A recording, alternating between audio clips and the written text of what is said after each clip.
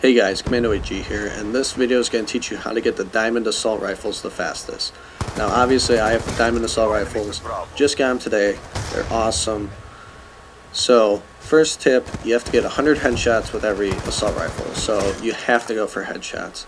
Whether it's a guy sniping, a guy not playing, this is the fastest way obviously to get the first, I don't know, 6-7 camos. So you have to get headshots before you can do anything. Now, later in this video I'm going to show you guys some classes that I use. They're pretty standard, pretty universal actually, and also some tips like getting your no attachment kills, getting some long shots, etc, etc. So hopefully this video helps you in some way, shape, or form. So my first class is with the Mtar. Now the Mtar I like silenced, but I also like a dot sight, so obviously I run those two attachments.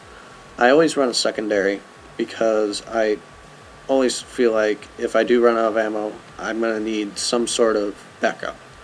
Whether it's a 5.7, I hate saying this, you know, or a TAC 45 is okay.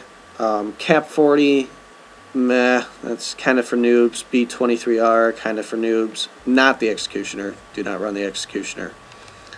Hardline flak jacket so I can survive things, get my kill streaks faster. Scavenger so I don't run out of ammo when I'm, you know, on a streak.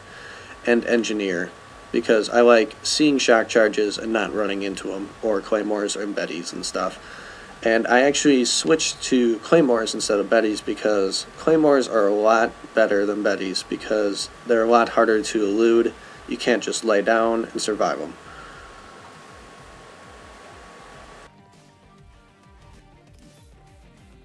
For the Type 25, I would probably run this sort of setup. It's pretty much the same thing as the Mtar. I would run the extended clip because it has a pretty small clip for how fast you shoot. A reflex sight because it has really bad iron sights. If I would run primary gunfighter, I'd probably throw on a silencer. It's not that bad with a silencer, I just prefer it like this.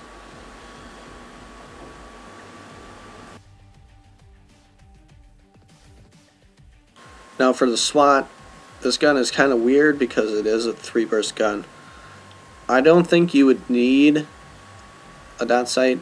You can obviously throw one on there, but fast mag, quick draw, for close range battles especially. Same setup as the R2 guns, except perk 3 dexterity, because you do, for that close range battle, really need that quick draw, and mantling objects also comes in handy. Now from the FAL, I would shy away from select fire for headshots. I would just go with the semi-auto. It's a lot easier to get headshots, trust me. So I'd go with the dot sight and the fast mag, perk 1 greed, same as all the other guns. If I would have primary gunfighter on, maybe quick draw would probably be a good choice. The M27 is probably the second easiest gun to get headshots with. I would probably run this sort of class. If I was going to run perk 1 greed, I'd probably take off the quick draw. But you'd actually be surprised what the #1 headshot gun is. Now the Scar was actually the easiest gun to get headshots with for me. I don't know why, it just happened to be that way. Now if you don't actually know, the foregrip only works on a select few guns that actually help with recoil. It's actually more of like a placebo effect.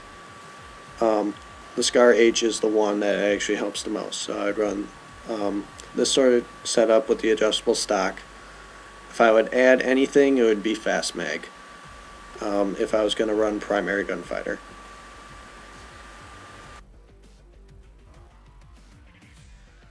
For the SMR, there's actually 2 classes that I actually use, and here's one of them. The other one, I really don't have time to show you guys, but if I was actually going to run the other class, it'd be dot sight and a fast mag. But this class actually does get a lot of headshots. I don't know why. try it out, try it for yourself. The SMR can be a little bit fussy, so either this class or a dot sight fast mag. So those are the two options I would give you for the SMR. The MA is also a pretty easy gun to get headshots with. I really like being pretty elusive with this weapon because it is a 4-burst weapon, so that's why I have the adjustable stock on there. The ACOG is not bad at all. I actually really like this combo that you see here. You could also run a dot sight instead of the ACOG, and same with all the other guns. If I recommend a dot sight, you could definitely run an ACOG or a hybrid sight. For the ACOG, I would either recommend the default actual reticle or the pyramid. Those are also pretty good. So yeah, that is my class for the M8. Now the AN-94 is my favorite assault rifle. It is very powerful. The 2-burst at the beginning is one of my favorites. I really like running the select fire suppressor on this gun. It's just one of my favorite classes to use. You didn't see me run this at the beginning because I just prestiged the weapon, so I couldn't obviously make this sort of class. If I didn't have these, I would also run a fast mag or a quick draw. Now, immediately after I get the 100th headshot, I always run a class like this. Now, you have no perks and you'll have no attachments. So actually, you'll be working on 2 camos at once. I would recommend this because you don't have to waste 300 kills on a single gun. You only have to waste 150. So you'll be working on Art of War and Cherry Blossom.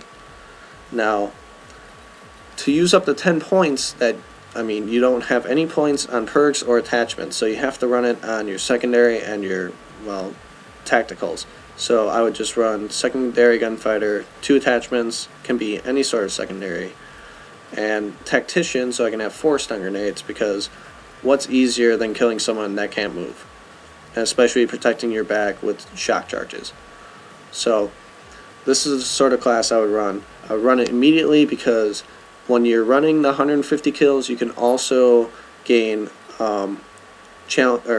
things towards the skulls, the Ronin, and the carbon fiber. So that is my recommendation for immediately after 100 headshot. I really hope you guys enjoyed this episode. Thank you so much for watching. Please like and subscribe.